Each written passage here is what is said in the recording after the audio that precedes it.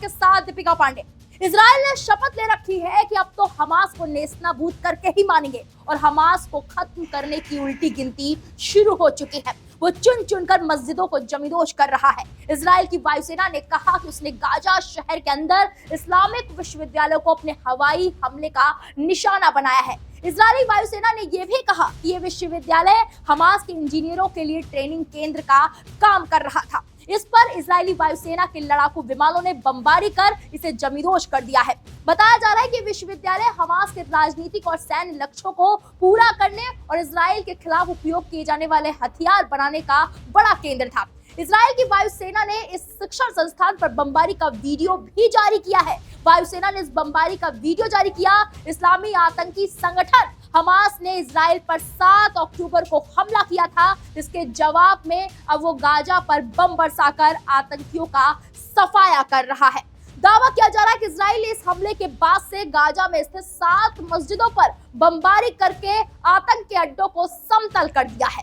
Israel का कहना है कि इन मस्जिदों में आतंकी शरण लेते थे और यहीं से इजराइल के विरुद्ध आतंक की तैयारी होती थी। इजराइल की वायुसेना ने अल अब्बास, अल सूसी, अल यारमौक, अल अमीन मोहम्मद, अहमद यासीन, अल हबीब मोहम्मद और अल गरबी मस्जिदों पर बमबारी करके उन्हें मलबे में तब्दील कर दिया है। गाजा में स्थित मस्जिदों के अलावा अन्य कई ठिकानों और प्रमुख इमारतों पर भी बमबारी की गई है। इजरायली सुरक्षा बलों द्वारा दी गई जानकारी के मुताबिक अब तक 2300 से अधिक निशानों पर बमबारी की जा चुकी है। इजरायली सुरक्षा बलों ने हमास के आतंकी सैन्य टुकड़ी अल कासम ब्रिगेड के सरगना मोहम्मद दाएफ के घर पर भी बम बरसाए हैं। बताया यह भी जा रहा है कि इस हमले में आतंकी दाएफ के पिता समेत अन्य परिवारजनों की मृत्यु हो चुकी है।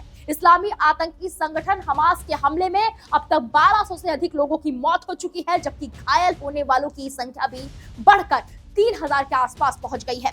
इजराइल पर भी गाजा की तरफ से लगातार रॉकेट दागे जा रहे हैं। इजराइल की प्रतिक्रियात्मक कार्रवाई में लगभग 1000 फिलिस्तीनी आतंकी मारे जा चुके हैं, जबकि 5000 से अधिक लोग घायल हो चुके हैं। इजराइल द्वारा गाजा की नाकाबंदी कर दी गई है। गाजा में बिजली, पानी और गैस की भी आपूर्ति को रोक दिया गया है और मीडिया रिपोर्ट्स में कहा गया है कि जल्द ही गाजा अंधेरे में डूब जाएगा। इजराइल ने गाजा में जिस मस्जिदों को ध्वस्त किया है वो है अल अमीन मोहम्मद मस्जिद खान यूनिस में स्थित है। दक्षिणी गाजा पट्टी में स्थित इस मस्जिद को इजराइल ने ध्वस्त कर दिया।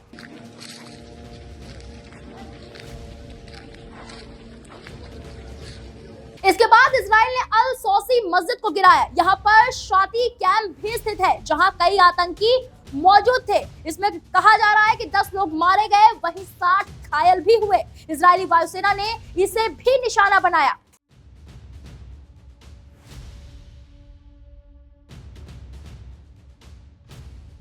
वहीं से थोड़ी दूर पर स्थित अल कारबी मस्जिद पर भी ऐसे बम बरसाए गए।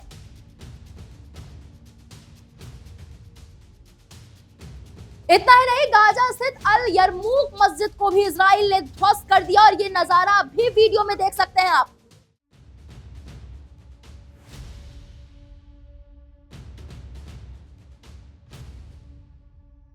इजराइल के फाइटर जेट्स ने अल अब्बास मस्जिद को भी मिट्टी में मिला दिया। इस दौरान धुएं का भयंकर गुब्बारा उठता हुआ दिखाई दिया।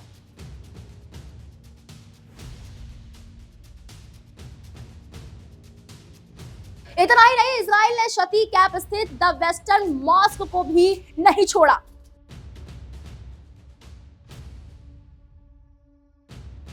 गाजा सिटी स्थित अहमद यासीन मस्जिद को भी इजराइल ने इस तरह से ध्वस्त कर दिया।